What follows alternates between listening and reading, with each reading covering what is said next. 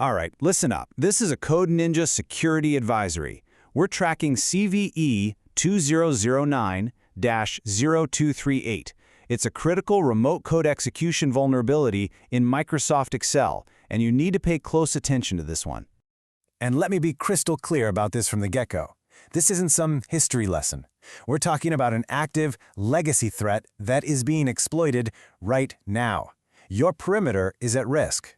Okay, let's take a look at the timeline, because frankly, it's pretty alarming. So this thing was first seen in the wild, get this, back in February 2009. It got published that same month. And yet, it took until April 2026 for CISA to finally add it to their Known Exploited Vulnerabilities catalog. That 17-year gap, that is just a colossal failure when it comes to getting rid of old, vulnerable systems. So, why are we talking about this now? Simple. The entire point of this disclosure is to force immediate action. We're laying this all out so you understand exactly what the risk is and how to protect your systems. There's no room for ambiguity. All right, we're going to pause here for a second. We need to establish a secure comms link. This is critical to make sure you get future real-time intel without any delay. It's standard operating procedure.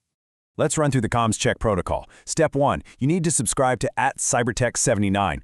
Think of it as your real-time intelligence feed. It's a security necessity. Step 2, hit the like button. That's your formal ACK, your acknowledgement of receipt. And Step 3, report your status in the comments. Just type patched or vulnerable. This helps us run a census and figure out the true blast radius. Acknowledge and report. Okay, comms link established. Let's move on. We're now doing a deep dive into the threat protocol itself. First up, the blast radius and the impact this could have on your infrastructure. So the big question is, what's the blast radius here? What systems are we actually talking about? I want you to think about your own environment for a second. You got any of those old dusty systems still running somewhere? And here's the scope. We're talking about Microsoft Office Excel versions 2000, 2002, 2003, and 2007, Office for Mac 2004 and 2008. Heck, even the standalone Excel viewers and the compatibility pack are vulnerable. I mean, these versions are ancient history, but you'd be shocked how often they're still kicking around in big organizations, just lurking there as unpatched entry points. You absolutely have to assume they exist somewhere on your network.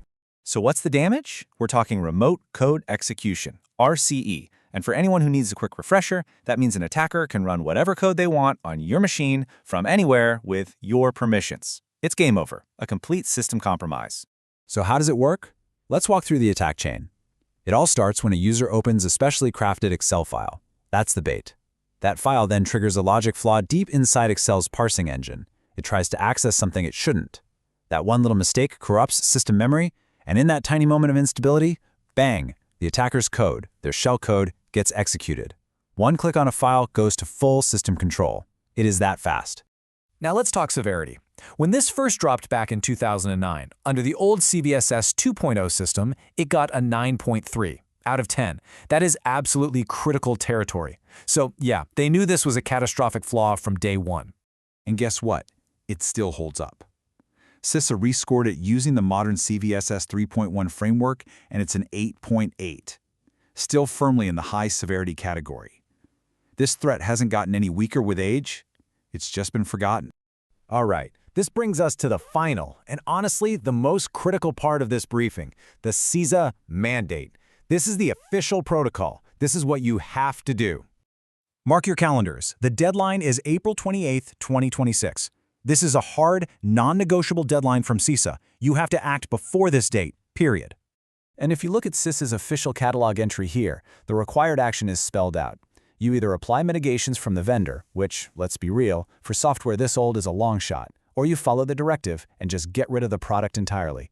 So your choice is simple, patch it or kill it. Those are the only two options on the table. Okay, let's wrap this up by talking about the ethics of this disclosure before we sign off. We don't put these advisories out there lightly. I really want to leave you with this thought.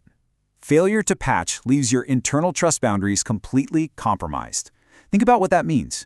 An attacker just needs one user to open one malicious Excel file. And just like that, they've bypassed all your fancy perimeter defenses and are running code inside your network as a trusted user. That is what is at stake here. Look, this advisory is what we call a necessary act of coordinated vulnerability disclosure. We're making this public because you, the users and the organizations, need this information to protect yourselves. We are forcing the issue because that's what it takes to get systems secured. That's all the intel for now. Stay secure.